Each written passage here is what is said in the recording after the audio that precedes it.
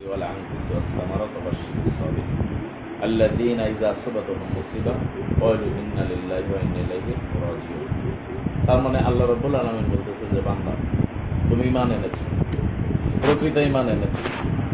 এই প্রকৃত ঈমান এনেছো কিনা ঈমানের কোয়ালিটিটা পরীক্ষা করার জন্য আমার প্রতি বিশ্বাস, আমার প্রতি ইয়াকিন, আমার প্রতি ভালোবাসা, আমার প্রতি সর্বমিলে আত্মবিশ্বাস কতটুকু তোমার হয়েছে এই বিষয়ে আমি তোমাকে কি করবো, পরীক্ষা নেব। স্বামী বিবাহ করেছে, স্বামীর স্ত্রীর প্রতি পরীক্ষা আছে নাকি? পিতামাতা সারা জীবন সন্তানকে লালন পালন করছে, তাদের পিছনে পরিশ্রম করছে, বার্ধক্য জীবনে শেষ বয়সে সন্তানের পরীক্ষা আছে, পিতামাতা তার পরীক্ষা নেবে, হ্যাঁ, ভাই ভাইকে পরীক্ষা নেবে, বোন বোনকে পরীক্ষা নেবে, বন্ধু বন্ধুকে পরীক্ষা নেবে নাকি? তেমনি ভাবে আল্লাহ বলতেছেন যে আমি বান্দাকে পরীক্ষা নেব কেমন ইমানদার হয়েছে। এই পরীক্ষা হলো কিভাবে নেব? আমি তোমার ধৈর্যের মাধ্যমে নেব। কেমন? আমি তোমার এই যে আমার প্রতি বিশ্বাস, আমার প্রতি তোমার কতটুকু আত্মবিশ্বাস, কতটুকু ইয়াকিন আছে, এইটা পরীক্ষা নেব তোমার বিভিন্ন বিষয়ের উপরে। একটা যেমন তোমার প্রথমে রোগ শোক বালা মুসিবত দিয়ে আমি তোমার পরীক্ষা নেব, যেমন আইয়ুব আলাইহিস সালামের পরীক্ষা নিয়েছিলেন।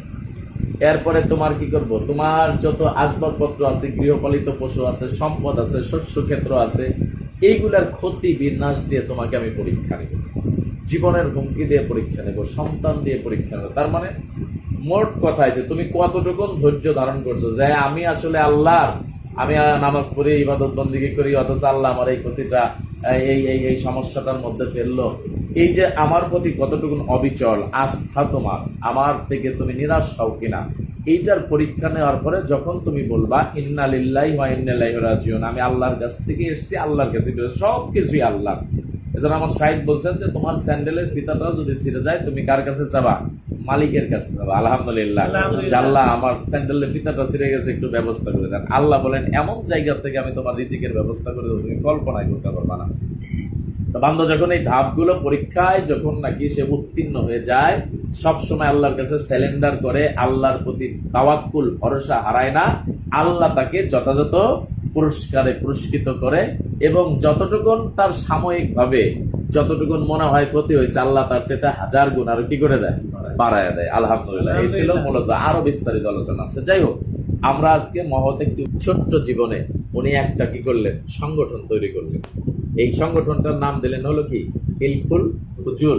উনি 14 বছর বয়স বোধ হয় তখন, তাই না? 14 বছর বয়স উনি তখন একটা সংগঠন তৈরি করলেন, যে সংগঠনটা হলো কি, সমাজের ভালো ভালো যে কাজগুলো আছে, সমাজের ভালো ভালো